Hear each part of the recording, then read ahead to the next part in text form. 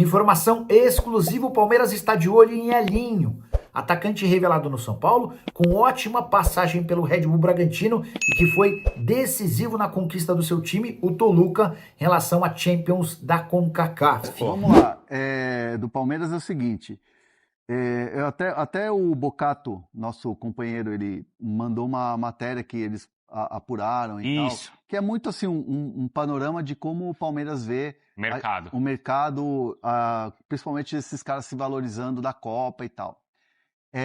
Assim, o que me garantiu, hoje de manhã, na segunda-feira passada, eu estava conversando com uma fonte do Palmeiras e assim, isso já tem uma semana, falando exatamente sobre essa questão do mercado, como é que o Palmeiras se comportaria e tal. E assim, é óbvio que você tem o termômetro do mercado muito assim. Um clube vem aqui e quer levar o Alan por 70 milhões de euros, pô, é uma outra história. Claro. É uma outra história. O Flaco Lopes vira o artilheiro da Copa do Mundo. Da Copa do Mundo. Vamos citar um exemplo aqui. Vale 60, vem um clube aqui e leva por 60, é outra história. Nós estamos falando de coisas que acontecem fora da curva, né? E que uma Copa do Mundo pode proporcionar. E assim, essa minha fonte, segunda-feira passada, me dizia isso. Cara, vamos ver como é que vai acontecer a Copa do Mundo e tal. Conversando hoje, e aí, pós o quê? Brasileirão, você tá com uma folga.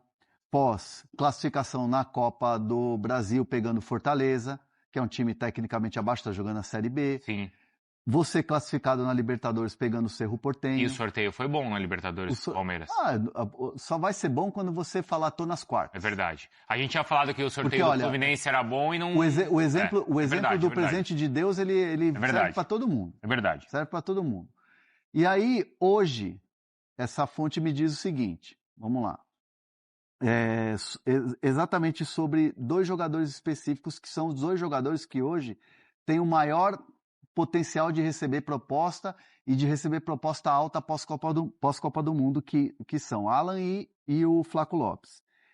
E aí me pareceu uma resposta um pouco mais convicta. E aí o que acontece? O que me faz entender isso? Que passou a Libertadores, passou o Brasileiro, passou a Copa do Brasil e obviamente você faz reuniões antes da saída para as férias. Intenção de vender nenhuma. Veja só, abrindo aspas para a fonte, intenção de vender nenhuma. Objetivo, você sabe, conquistar títulos. Então, assim, intenção de vender nenhuma. Então, assim, vai chegar uma proposta de 20 pelo Flaco? Não vai vender. Vai chegar uma proposta de 25 pelo Alan? Não vai vender. Aí entra naquele contexto que eu estou falando, que eu estou me alongando um pouco mais pelo contexto. O Flaco vira artilheiro da Copa. Aí não adianta o cara vir no chat, mas você falou que não ia vender. Pô, o cara vira artilheiro, chegou uma proposta de 80 milhões, você não vai vender? E vamos falar aqui, ó, o que a fonte diz. Vamos interpretar o que a fonte diz. A intenção é zero, chance zero. Intenção de vender zero. Então, assim, não vai vender e o jogador tá lá e o Palmeiras quer conquistar títulos. Esse é um ponto. Se valorizou na Copa, virou artilheiro, ganhou a seleção argentina bicampeã mundial com o Messi e tal, não sei o quê. Pô, Atlético de Madrid não ficou para trás, olhou pelo retrovisor. Chegou um outro gigante da Premier League e meteu 40, 45. 50. É outro negócio. Claro. Aí a negociação passa a ser outra, a intenção passa a ser outra e tem que ver o que o jogador quer também. Então, assim, intenção do Palmeiras, mesmo o jogador querendo ou não, os dois querendo ou não, os staffs se movimentando no mercado ou não, a intenção é zero. Não tem aquela urgência como às vezes a gente ouve de dirigentes de outros E aí vamos clubes. resgatar a frase da Leila lá que ficou marcada. O Palmeiras não é um banco, o Palmeiras é um clube que busca títulos. Então, assim, de uma semana o termômetro mudou muito. E muito, assim, em função de conquistas, classificações e projeções que o Palmeiras faz para 2026 no segundo semestre.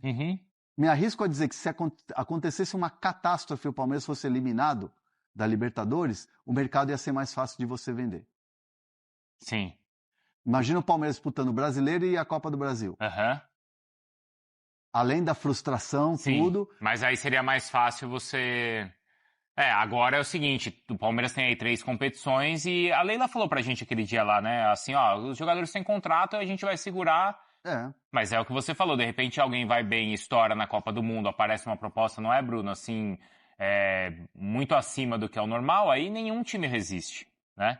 Mas era em cima do que a Leila mais ou menos... Ou nem sempre, o Vicari, às vezes o jogador do Palmeiras nem precisa sobressair no Palmeiras ou na Copa do Mundo. Copa do Mundo tem aquela aura, o jogador se destaca, ele é negociado e por conta dessa negociação vão buscar outros jogadores no Brasil. Ou seja, muitas vezes são negociações indiretas. O cara nem precisa estar na Copa do Mundo, ele basicamente ele é o subterfúgio, ele é a sombra daquele que se destacou na Copa do Mundo. Ou seja, o Mundial é mesmo uma questão complicada. E aí ontem na entrevista, não sei se vocês viram, mas o Abel foi questionado sobre saídas, reforço, saídas e tal. Ele falou assim, ó, o meu reforço, ele falou assim, ó, a gente vai 2 reforços. Não sei se foi exatamente com essas palavras, tá? Mas foi nesse sentido. Primeiro, recuperar quem já tá aqui. E aí acho que isso é muito claro pro Vitor Roque e pro Piquerez. E o meu reforço vai ser se ninguém sair. Se todo mundo continuar aqui, eu já tô feliz. O Abel falou na entrevista. Ele gosta. Então, porque é no seguinte sentido, né? Não é assim, ó, precisamos de contratações pontuais. Não, foi no sentido... O Abel tá longe de passar o que o Renato está sentindo na pele agora. Isso, é isso aí. Exatamente. Porque essa frase, eu não vi, mas essa frase parece que é o Renato ali, né? Sentado falando, poxa, tá difícil e tal, precisamos, né? Recuperar os jogadores e não sei o quê, e se eu tiver... Aquela coisa, né?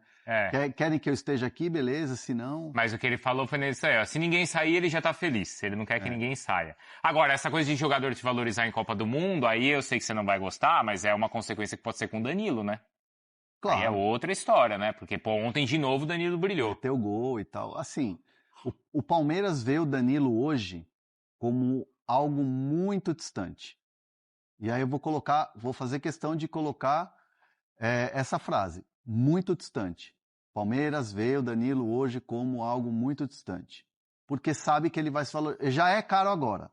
Uhum. Já é caro agora. Já tem disputa, né? Já tem alguém querendo. E aí, Copa do Mundo, enchendo os olhos. A Europa noticiou o resultado do Brasil ontem como Brasil um rolo compressor. 6-2, fora o baile. Aí começa. A seleção brasileira, a gente vai ver isso lá nos Estados Unidos, acompanhando a seleção de perto. Além dos repórteres que cobrem a seleção brasileira para veículos brasileiros, tem um monte de gringo que cobre para fora. Uhum. Aí o cara vai ver o Danilo no treino, vai ver o Danilo no jogo, vai ver o Danilo na coletiva, vai se ouvir falar muito do Danilo. Cara, chega lá, é pólvora. Espalha. Esquece.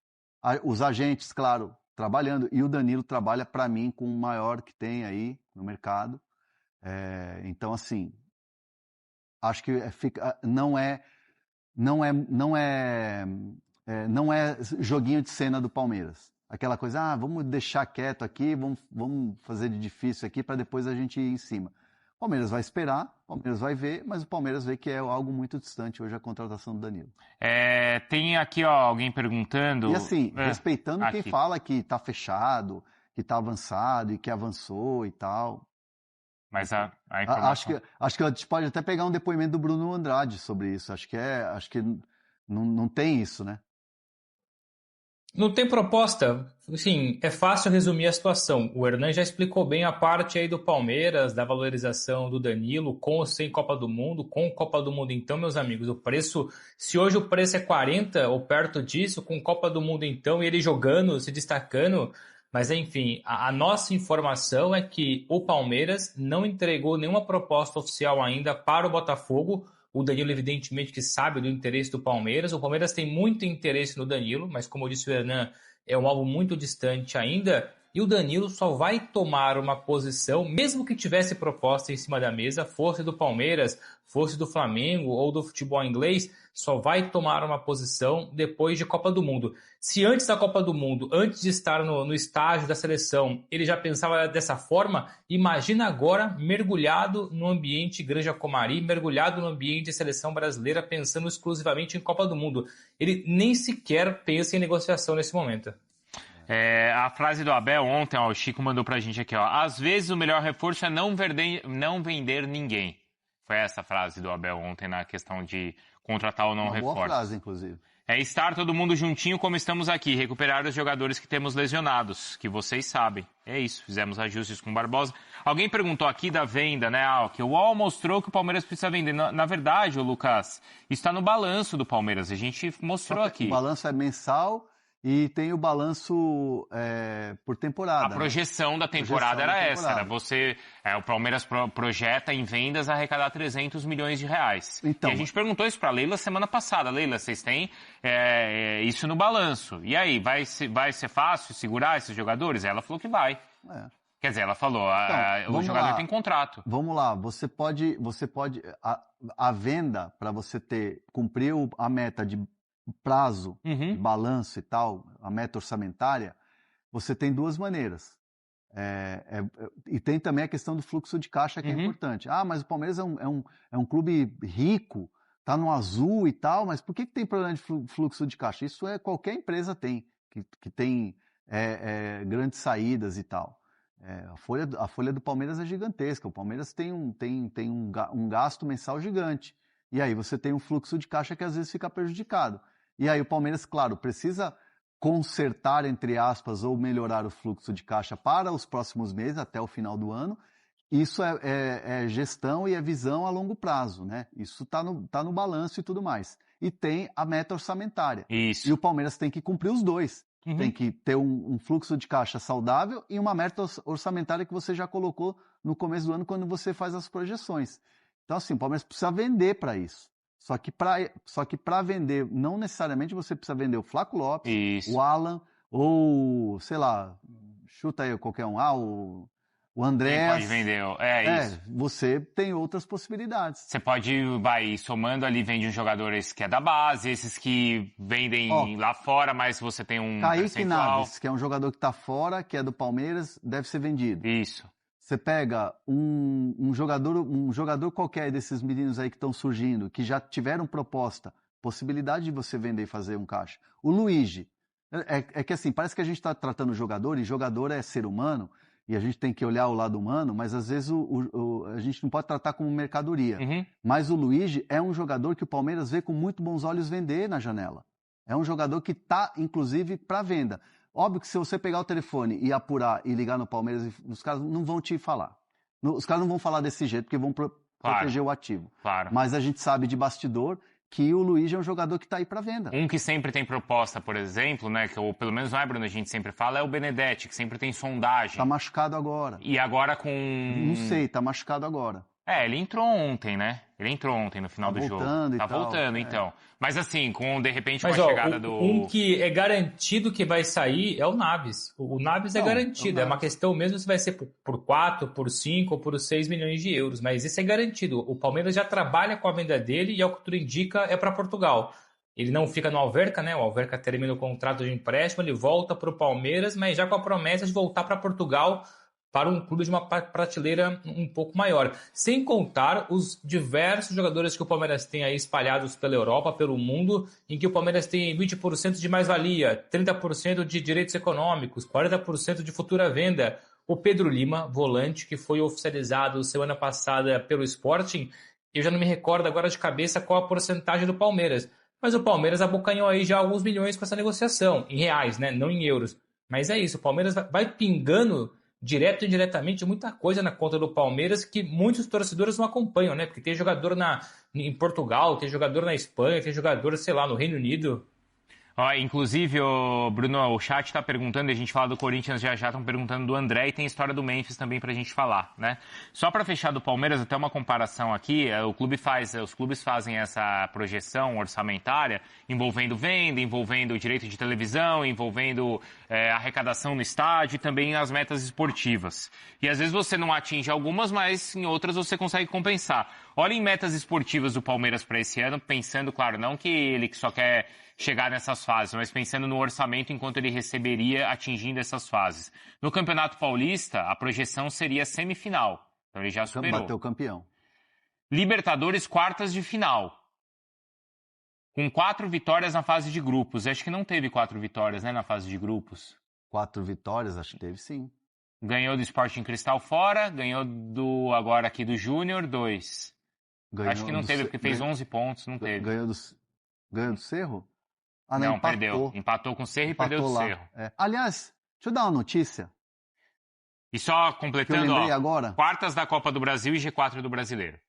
Uma notícia que eu falei assim, eu vou dar essa notícia quando tiver alguma... Fiquei sabendo dessa notícia, achei interessante e falei, vou... Sei lá, se o Cerro pegar algum time brasileiro na fase de oitavas, de repente pode